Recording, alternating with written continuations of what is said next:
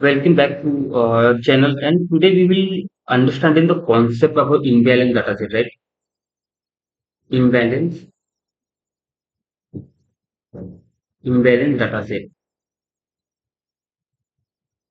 Understanding the concept of imbalance dataset. What is it, and how that affected in our model training, and how they affected the accuracy as well. We will understand the simple concepts about in this video, right? With a code as well.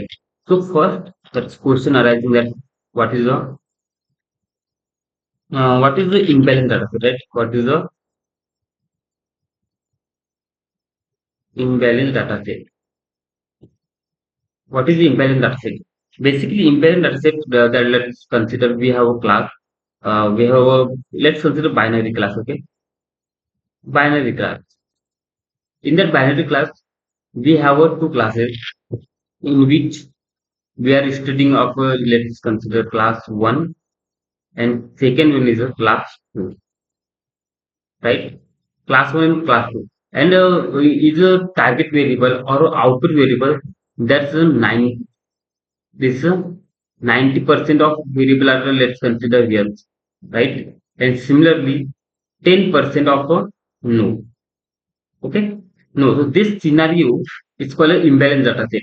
When you train your model, when you train a model, so training, right? When you train your model, so model basically always always go to the majority class. Okay, majority class. Always go through the majority class. They can't see minority class. That is why they basically not a good word in a simple that's not good well with a minority class. So for a imbalance data set, very important. First, understand. I hope you understand the what is the data imbalance data set, and this is a basically when we learn about the imbalance data set. So, where does the use, right? Basically, imbalance data set, we will learn about something imbalance data set. So, basically, in today's world, there are many places that will be useful uses of imbalance data set. And how to handle it, we will learn using this SMOTE as well, okay? Use of imbalance. Use basically how to handle imbalance data set, right? And basically, the problem is where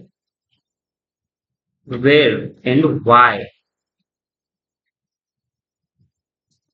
does it occur? Why, where and why does it occur? This is the first question. So, in the real world problem, the first is the fraud detection. Okay, fraud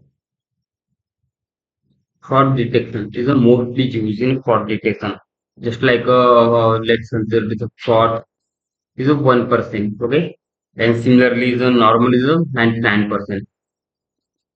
Normal is a 99%.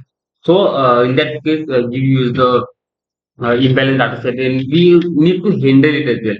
So that's the many ways that we can handle it. We understand one by one all the concept. Second is the use of that concept is a second is a fraud detection. Fraud detection here. Second is the spam detection, right? Second one is the spam detection.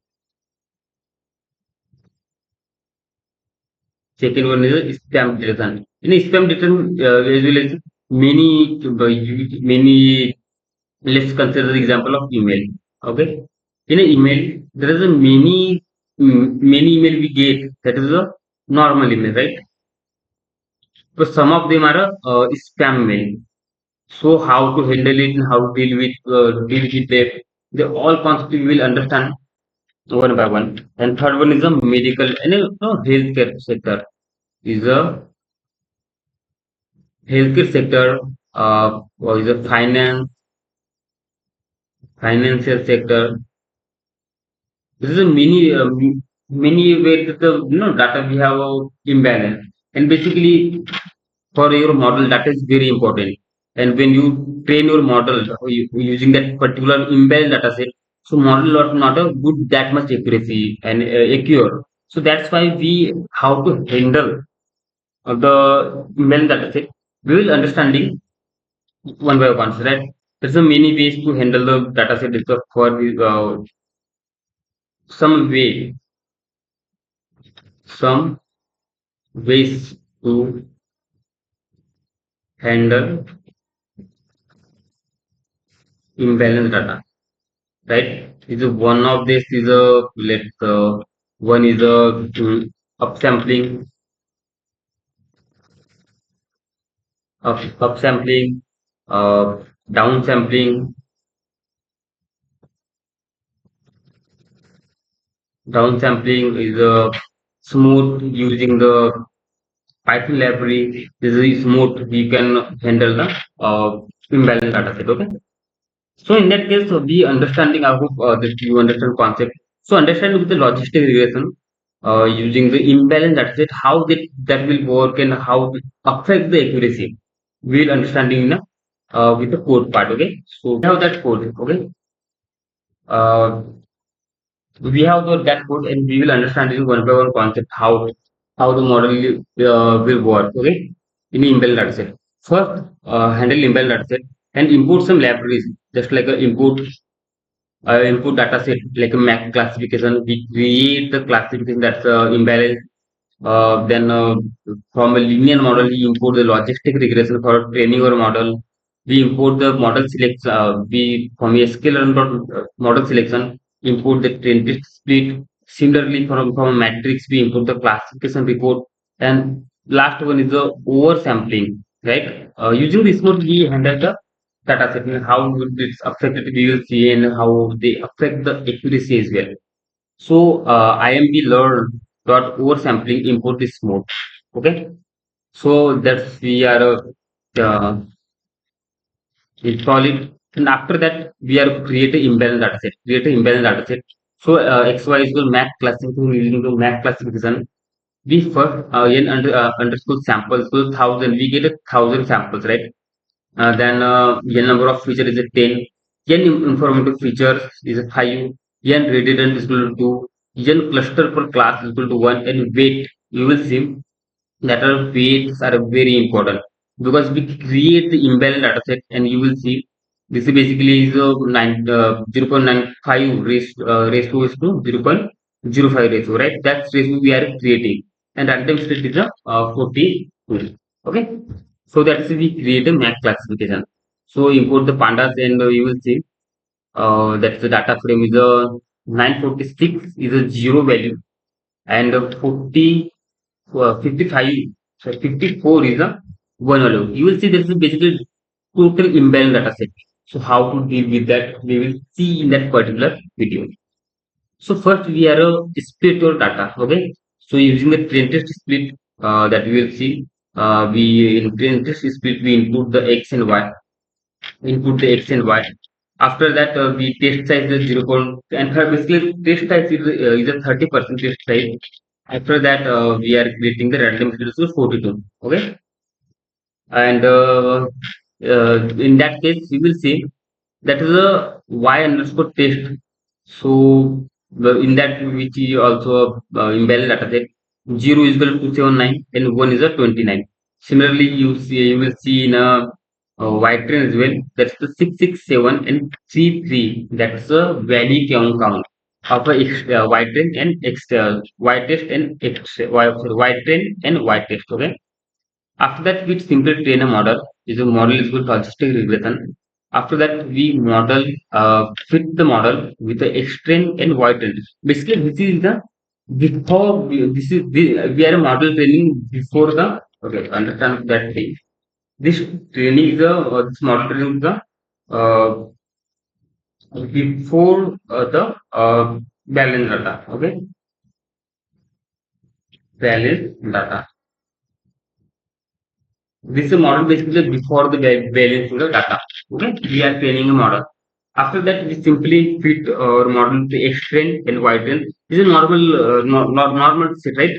And after that, we basically predict our model. So with the X steps, we are predicting, and after that, we simply calculate or convert the confusion matrix and classification report. In classification report we will see the what is the precision, recall, F1 score, and accuracy. How the affected the accuracy. Okay. So in that case, you will see this is a two positive and two positive are good. Okay, and this is a 5 and 0. Okay, and this is a 16. Point is a different. And you will see the precision is a 76. Recall is too good, right? Because these are towards the majority class. That's why you will see the recall is a too good, and Japanese is a also not that bad. 86 is not bad, right? But we will see after we applying the imbalance data set how they affect the precedence recall and confusion matrix as well. So now we start with the now balance data in this mode. Okay, so in this mode we simply initialize this mode. Okay, after that we fit underscore resampling the mode with the X train and Y train, X resample, Y resample, and basically it's more dot fit underscore resample X train and Y train. So in that particular case, train a model with the balanced data. Okay, train a model with the balanced data. So model underscore SMOTE we are initialized with logistic regression. After that, we fit a model underscore smooth dot fit X resample that we are initializing in that particular page. So that case is a X underscore resample, Y underscore resampling. So basically, Y predict and we are predicting with the balanced data. Okay, so model underscore smooth predict X test. Okay, after that we simply draw calculate the confusion matrix and classification report. So we will see 276. That's I guess 279. They affected small, right? And this is similarly, this is 2 and 3. This is 0 and 5, right? This is affected small. So you will see that particular case that's affected too much. Okay. And similarly, now time to precision, recall, and F1 score. Okay. So, okay, we first precision, understand the precision. Okay, so precision here 76%. Okay, but when you see after the balanced data, the precision become a 90%. That will be awesome thing. You will see that's affected too much. No, that accuracy are increases toward the majority minority class as well. When similar we going with recall. So it's a 86% accuracy. So in a recall, there is a okay, that's the decreases, right? Yeah, actually, that's so commonly because they both are balancing data and they not go easily to majority class. That's why small affectionism not bad. And similarly, F1 score is 0.86 and is a 8%. That also increases. So this is a affection of an imbalance data set. How to deal with that